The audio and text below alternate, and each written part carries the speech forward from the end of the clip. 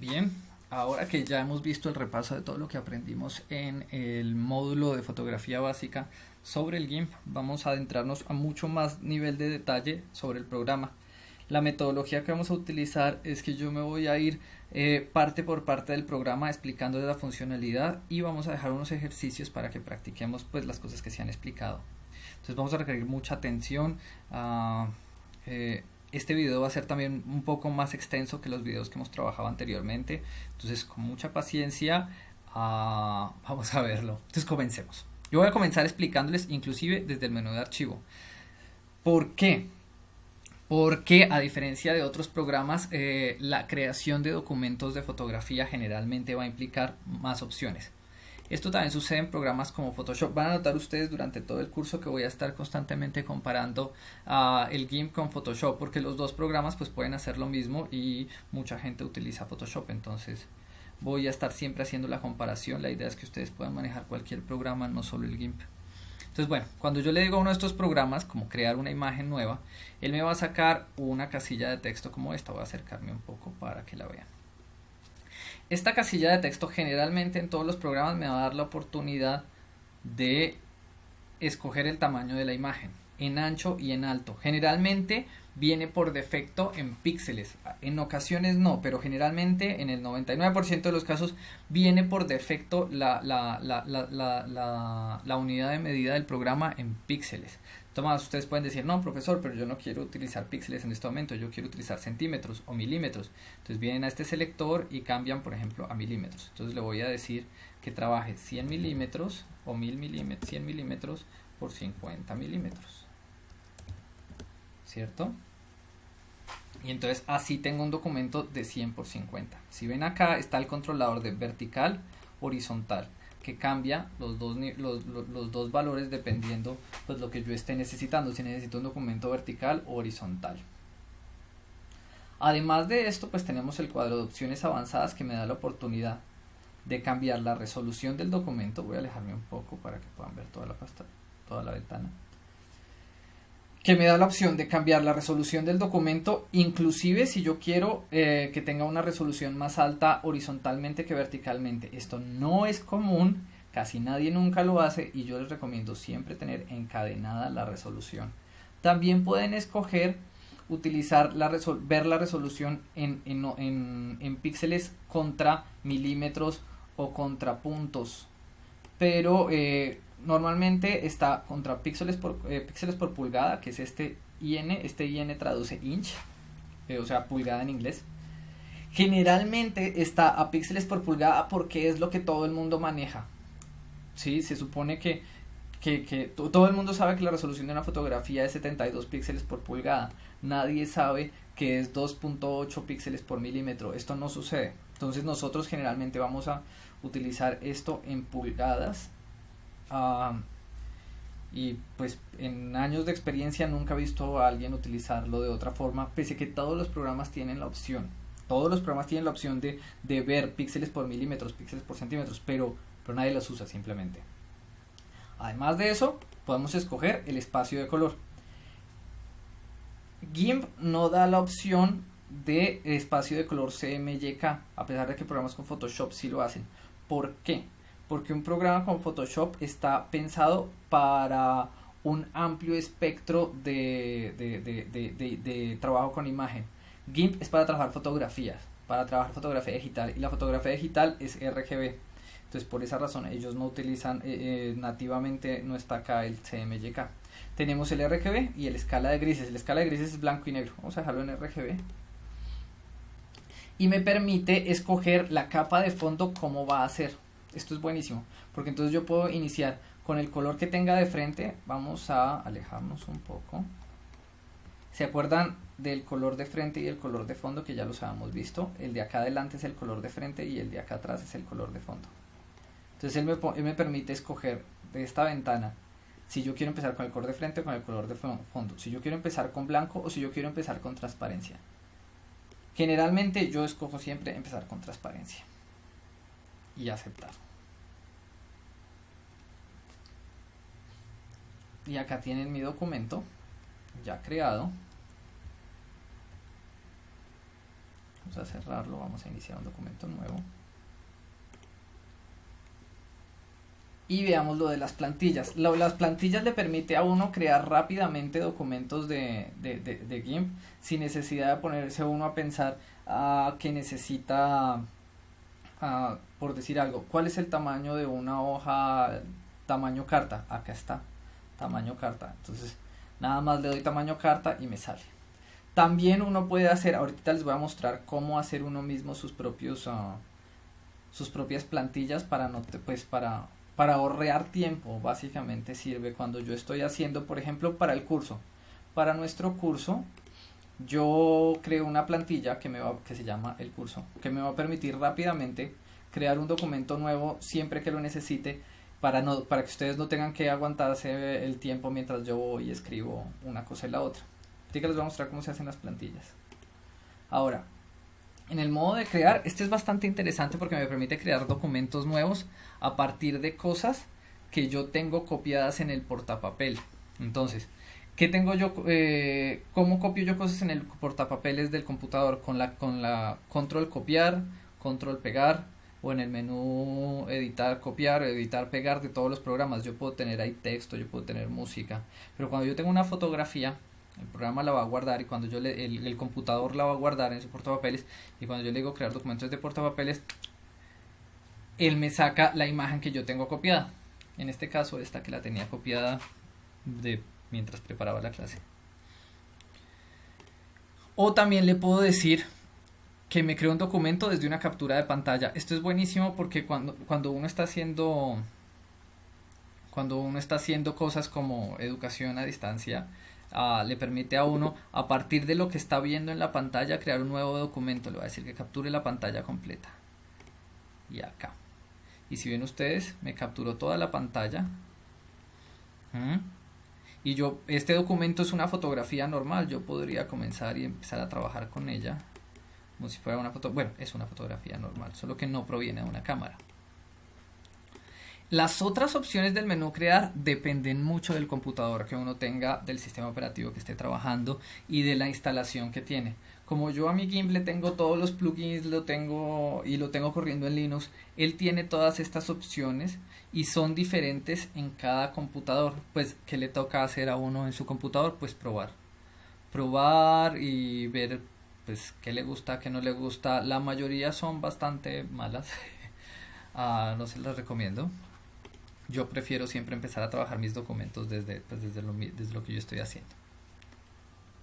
Ahora, también está el menú de abrir. Esto me permite pues obviamente abrir documentos que ya existen. Yo acá tengo el que creé con la extensión XCF. Si recuerdan lo que vimos un poco de extensiones de documentos, XCF es la extensión de documento nativa del GIMP. Entonces, voy a abrir mi documento. Este lo voy a tener acá para trabajar. Además de esto, yo le puedo decir a él abrir como capas. Esto es buenísimo porque yo puedo decirle, primero crear un documento nuevo. ¿Sí? Documento nuevo.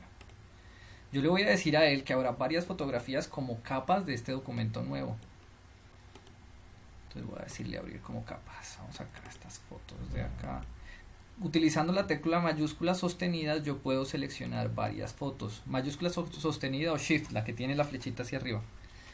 Esa me permite seleccionar varias fotos, y cuando yo le digo abrir, esto se va a demorar un momento porque las imágenes que yo estoy trabajando pues son bastante grandes de formato, y pues por eso se demora un momento en abrir.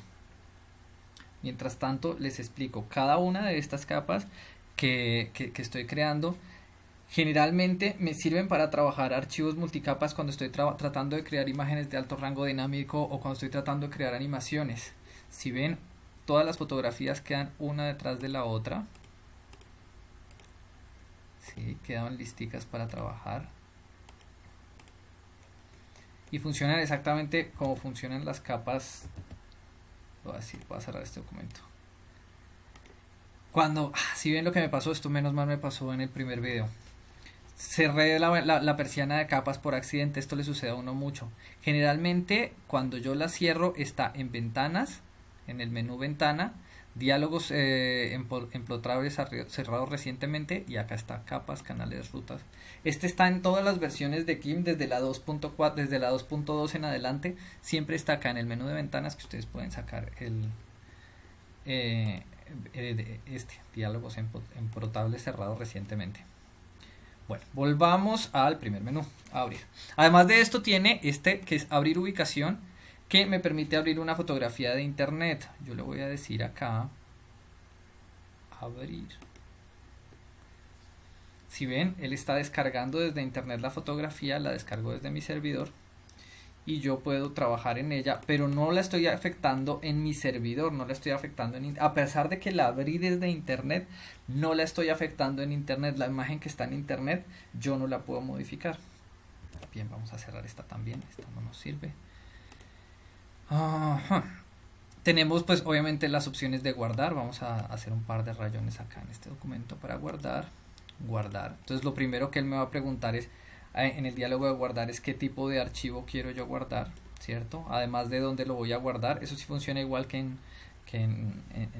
el sistema operativo que ustedes estén usando. Me imagino que están usando Windows. Entonces toda esta persiana que están viendo acá, toda la persiana que estoy moviendo en su computador se va a ver muy diferente. Pero lo que sí tiene en común es que les va a permitir todas estas opciones de guardar archivos. ¿Ok? Yo por el momento este en particular no lo voy a guardar. Vamos a cerrar sin guardar y vamos a abrir de nuevo mi documento para la clase de hoy. Me permite la opción de guardar como, me sirve mucho. Si ven, yo acá tengo el ejercicio, mi archivo se llama ejercicio 1, ¿cierto? XF. Voy a guardar como ejercicio 1-2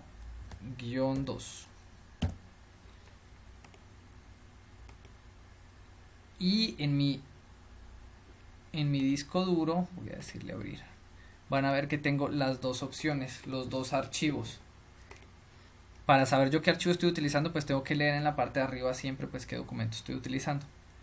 Y siempre me permite guardar y guardar versiones. Esto realmente es muy útil. Sobre todo cuando tengan un archivo del que quieran ir creando versiones diferentes, digamos, cuando estén trabajando, sobre todo cuando uno trabaja color, le pasa mucho que empiezas a trabajar, a modificar el color de un archivo y te gusta lo que tienes, entonces lo guardas como y sigues trabajando y tal vez mañana o pasado mañana o dentro de un mes, dentro de un año dices, yo tenía ese archivo del otro color y vas y lo miras. Entonces sirve mucho para guardar versiones, lo mismo que guardar una copia, que funciona exactamente igual. Y que yo les había dicho que íbamos a guardar plantillas, ¿no? Hagamos una plantilla. Voy a decirle, voy a cerrar acá, archivo nuevo. Voy a crear un documento nuevo para hacer mi plantilla. Esta plantilla la voy a llamar la del curso. Entonces voy a decirle que la del curso va a ser un archivo de 1200 por 800 píxeles, ¿cierto? Que va a estar horizontal. Y además de eso, que tiene una resolución de 72 y que es transparente. Yo le voy a decir eso. Se va a guardar acá. Si bien yo tengo acá mi documento que tiene un fondo de transparencia. Ahora le voy a decir guardar como plantilla. Y la voy a llamar la de la clase. Aceptar. Cerremos. Acá ya puedo venir y cerrar el documento. Y le voy a decir nuevo documento, plantillas, la de la clase, y me da mi documento exactamente como yo lo había dejado. Eso es lo de plantillas. Lo de las plantillas de verdad le ahorra a uno mucho tiempo para escoger, pues para no tener que andar escribiendo siempre las dimensiones de los documentos que uno quiere. Y pues además de esto tiene la opción de guardar para la web, que pues no la vamos a ver en este video, sino que la vamos a ver en el último video de la serie. Y la opción, pues obviamente la opción de enviar por correo electrónico, que tampoco se las voy a mostrar ahorita porque depende también cada computador. En el mío saca este diálogo, en el de ustedes si están utilizando Windows muy posiblemente les saque el Outlook Express o el Outlook o lo que sea que use Windows hoy en estos días para hacer eso. Y también pues tiene obviamente la opción de imprimir. También depende de cada computador. Yo no le tengo ninguna impresora conectada al mío, entonces me saca este cuadro de diálogo. De todas maneras, vamos a trabajar el tema de impresión, de imprimir documentos por aparte del GIMP. Entonces No va a haber problema de que yo esté utilizando un sistema y ustedes otros. Entonces, bueno, este es el menú archivo. Como ven, ya nos da varias opciones. Ya nos permite... me faltó el revertir antes de esto. Abrir un documento. Vamos a abrir este. Supongamos que yo estoy trabajando en mi documento. Y yo, por decir algo, lo dejé blanco y negro. Sin darme cuenta. Y lo rayé muy feo. Sí, mis rayones fueron muy horribles y quedó muy mal. Como mi documento quedó muy mal, yo quisiera volver a la versión inicial, al que tengo guardado. Entonces yo vengo acá donde dice revertir, en el menú, y él carga automáticamente la imagen, la primera imagen. Borra todo lo que yo tenía, todo lo que yo había hecho, lo borra y deja exactamente la imagen que yo tenía guardado en disco. Entonces tienen que usarlo con mucho cuidado. Vamos a continuar, no como todos pensarían con el menú de editar, sino vamos a empezar con el menú de imagen. Este menú es muy importante porque todas las cosas que vamos a hacer trabajando la fotografía empiezan en el menú de imagen. Todos los programas de fotografía, de edición fotográfica, tienen un menú de imagen y es el menú que controla los cambios que se aplican a la imagen como totalidad. Los otros menús se aplican a algunas partes de la imagen. En este caso aplica a toda la imagen. Esto es muy importante tenerlo como diferencia. Pensemos. El GIMP lo primero que tiene es la opción duplicar. Es buenísimo porque crea una fotografía nueva y lo hace rapidísimo. Es una fotografía nueva que, como ven, no tiene nombre todavía ni nada. Yo no la voy a guardar porque no la necesito. Además de esto, me permite cambiar el modo. Entonces, yo puedo escoger trabajar modo escala de grises, ¿cierto? Estoy trabajando en modo RGB, voy a pasar a escala de grises, ¿cierto? Cuando paso a escala de grises se elimina todo contenido de color. Si yo empiezo acá a trazar, si ven, esto no es color que tengo acá, sino inclusive hagamos un color que se note harto, un azul.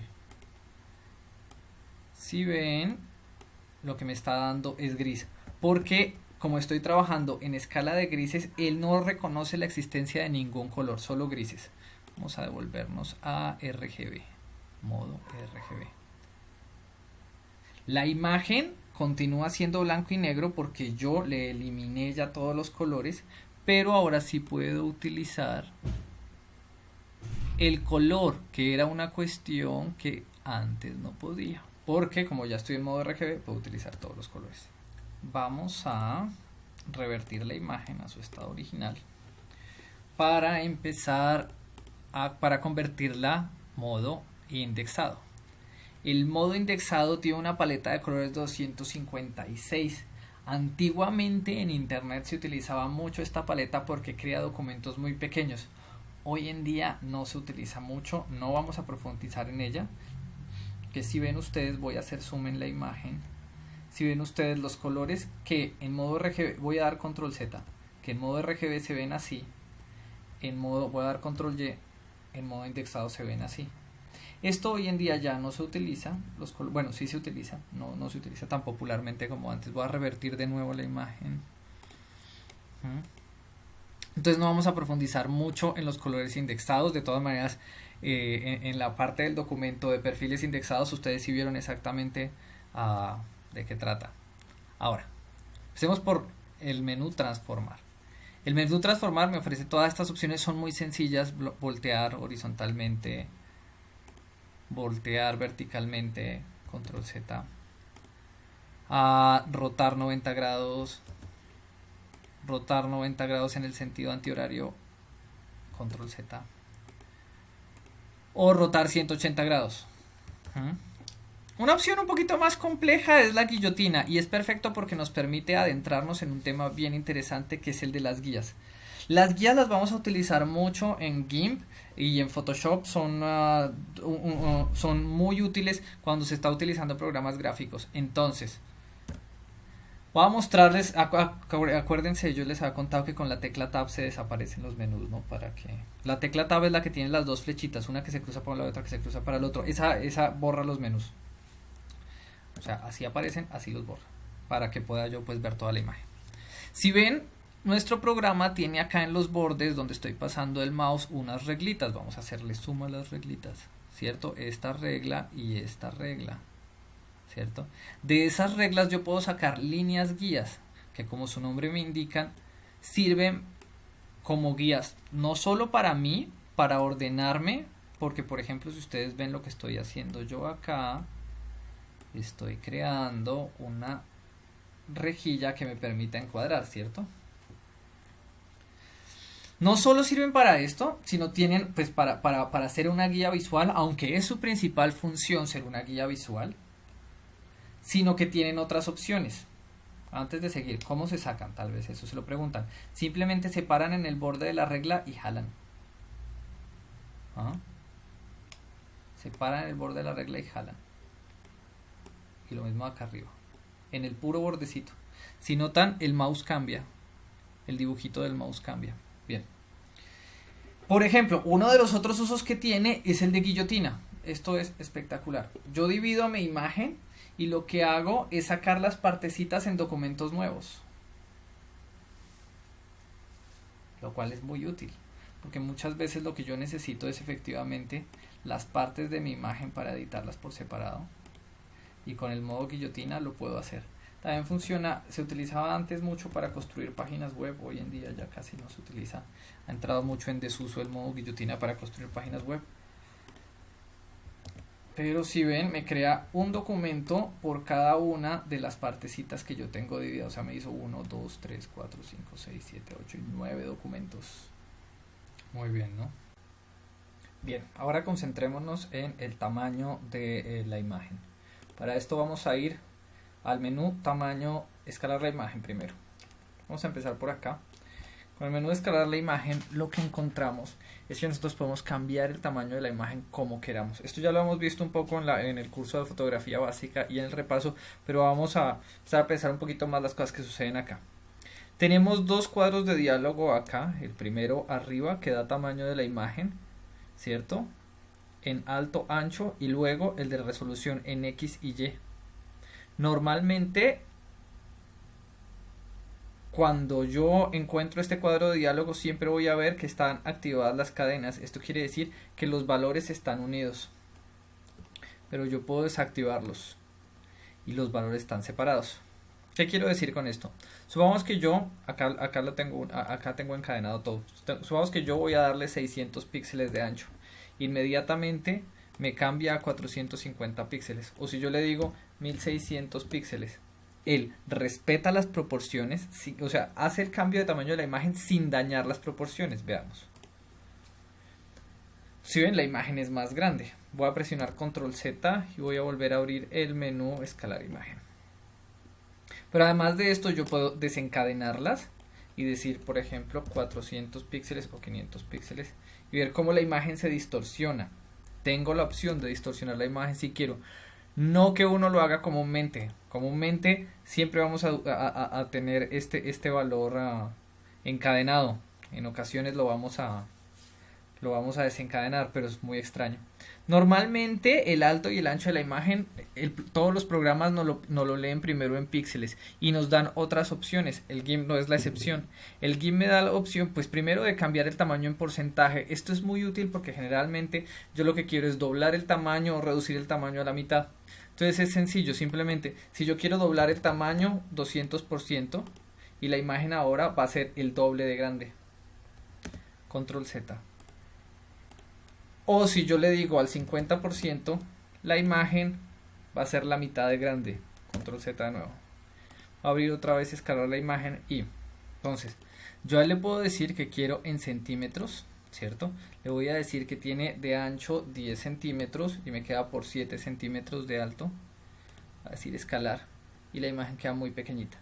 En el llegado caso que yo le diga a él un tamaño muy grande que mi computador no pueda utilizar, por ejemplo, vamos a entrar acá a centímetros y le voy a decir qué tal si me lo haces de 1000 centímetros por 750. Es una medida muy grande de imagen, es como dos vallas publicitarias. Mi computador es un computador muy pequeño con muy poca memoria, entonces cuando yo le digo, él me dice, no señor, usted está tratando de crear una imagen demasiado grande y no me lo va a permitir hacer. Si yo quisiera hacer eso, después les voy a enseñar en propiedades cómo cambiar los tamaños de la imagen, pero también necesitaría un computador con un procesador más grande que el computador con el que estoy haciendo esto. Bien. Abajo del... bueno, devolvamos, cancelar. En la parte de abajo encontramos el cuadro de resolución. Normalmente está encadenado y la mayoría de programas, por ejemplo Photoshop, no tiene la opción de separar la resolución en X y en Y, porque es muy extraño hacerlo, es muy poco común. Normalmente vamos a utilizar la misma reproducción, la misma resolución en el eje X y en el eje Y. Entonces, normalmente lo que vamos a hacer es para llevar a preprensa 150 píxeles, 150 píxeles por pulgada, ¿cierto? O 300 píxeles por pulgada cuando nos lo solicitan. Normalmente para ir a prensa 150 píxeles por pulgada es lo que necesitamos. Y hay lugares donde nos van a pedir que sea 300 píxeles. Una cosa interesante, cuando yo le cambio acá la resolución, la imagen no cambia de tamaño. El tamaño en centímetros sigue siendo lo mismo. Si ven usted, en píxeles sigue siendo el mismo, a pesar de que yo cambié la resolución. Cambiar la resolución no implica que la imagen vaya a ser más grande, pues como vimos ya en el capítulo donde analizamos la resolución. Muy bien, entonces, ya que vimos cómo cambiar el tamaño total de la imagen, ahora vamos a ver cómo cambiar el lienzo.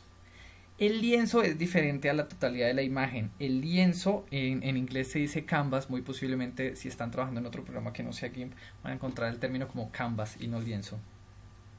Pero el lienzo es el gran marco que contiene nuestra imagen. El lienzo es el que tiene adentro capas, el que tiene adentro las fotografías. Es el gran marco del documento. Entonces vamos a hacer primero les voy a mostrar cómo agrandar el lienzo al 200%. Vamos a pasarnos a porcentaje y vamos a agregar, hacer crecer al 200%, redimensionar. Si ven ustedes acá, la fotografía ahora solamente ocupa una parte de la imagen y el resto es transparente como en canal alfa. Pues igual tiene, en este momento no tiene activado el canal alfa, tenemos que añadir el canal alfa para que lo tenga. Control Z de nuevo. Y además de cambiar el tamaño, también puedo cambiar la forma en la que queda la imagen. Entonces miremos esto, tamaño del lienzo. Yo le voy a decir que lo quiero al 200, pero además quiero decirle que la imagen quede acá abajo. Si ven cómo la puedo mover dentro del...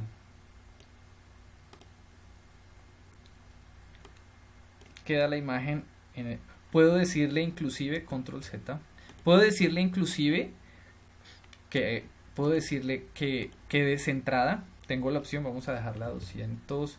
Voy a desencadenar, vamos a dejarla a 200 de alto de un lado y 100 del otro, ¿cierto?